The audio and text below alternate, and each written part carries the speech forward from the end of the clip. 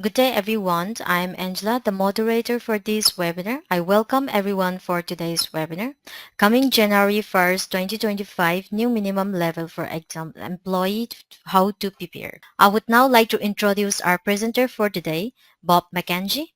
Bob McKenzie has over 40 years of human resources management experience. Bob graduated from Rider University with a Bachelor of Science in Commerce and double majored in Industrial Relations and Organizations Behavior. I would now like to hand over the floor back to the speaker. Over to you, Bob. Well, thank you, ma'am. And thank you all for attending. Not to make this thing like any more complicated than it is with regard to the wage and hour rules and regulations, Department of Labor has decided to increase the minimum wage level for exempt employees twice in 6 months. And the next one is coming up in January. The end result of this is that your minimum salary level for exempt to qualify as an exempt employee is going up about $20,000 a year in salary. So this can be extremely expensive. Here's our agenda for today, okay? What I'm going to do, we're going to talk about the primary provisions of the Fair Labor Standards Act, the test to determine if a position qualifies as a white-collar exemption. Then I'm going to go over the proposed regulations, what they look like, okay?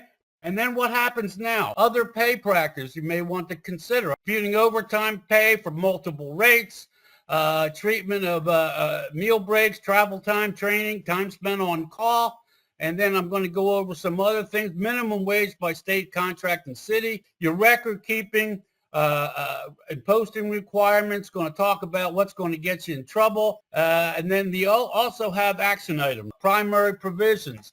And you also have to realize and understand that the Fair Labor Standards Act was passed in 1938. Requires employers to pay overtime at a minimum of 1.5 times their base hourly rate for hours worked in excess of 40 in a work week. It also defines what they call white-collar exemptions, requires records to be kept for hours worked and pay for up to 3 years. Here's the white-collar exemption. First of all, there's 3 tests that have to be met. The first one is basically salary basis. Here's the thing, currently, okay, this is the one that went into effect July 1st, okay, of 2024. And here's your duties test. Now, the executive exemption, these are your white-collar exemptions. They say customarily and regularly perform supervisory work. Administrative exemption. Now, this one does not have to have anybody reporting to them. Now, there's the learned professional, okay? This one, okay, has to work with advanced knowledge in the field of science or learning. The creative professional exemption, we don't run into this all that often.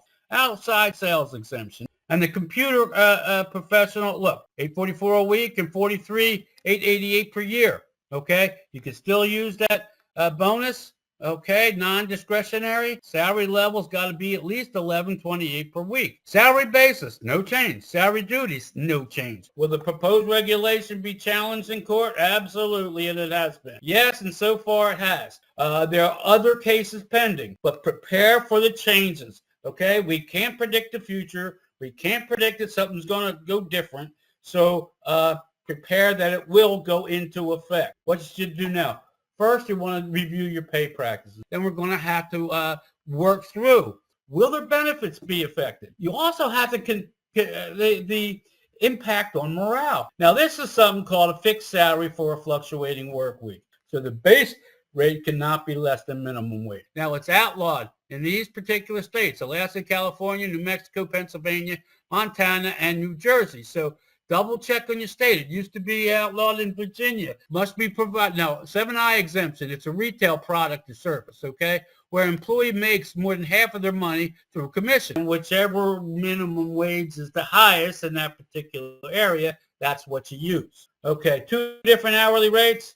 Remember your weighted averages? This is how we do this, okay? So if we have weighted average for each, remember, each week stands alone. If you have your base hourly rate, plus say you've got some incentives that were paid, okay? So we've got some shift differential on top of that. And if they work some overtime during the week, then during the month, then we got to recalculate their overtime and put that into the bonus. But you got to add all of those things in to the weekly amount and do it that way. Meals breaks, usually it's 30 minutes right now. It's unpaid. Travel time. Public transportation, okay, is paid when the travel time, okay, don't want to get in trouble. Look, training, pretty easy. Mandatory must be paid. Voluntary, it does not have to be paid. Emails and texts, real simple, okay? If it's off hours, okay, must be paid. Didn't change this, just realized that I didn't change that effective yesterday in Florida. The minimum wage went up to $13 an hour. Now this one is a bunch of cities, okay, throughout the country. Federal contractors, not sure if they're going up in 2024. I haven't seen that. You gotta kind of dig down and find out a little bit more by going to the contract administrator. Other requirements, like I said before, time record and payroll records for 3 years, posted for a federal contractor. Then you've got to have your rights. What's going to get you in trouble? Making an exempt employee who does not qualify as an exempt employee, and then we're not paying them overtime. Hiring people as independent contractors do not qualify. These are all things, okay? They failed to put the production bonus into overtime calculations and had to pay $200,000 in back pay. So your action items now, review your pay practices. Make sure you're complying on all levels, okay?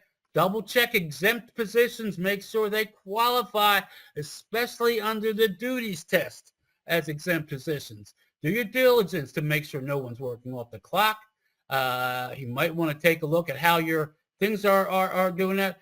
Do your homework, okay, and understand regulations. Make those changes.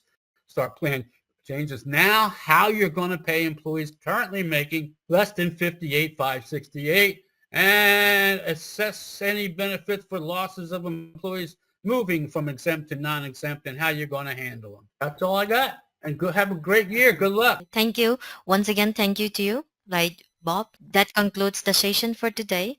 Thank you everyone for participating. You may all disconnect now. Have a great day ahead. Okay, thank you all.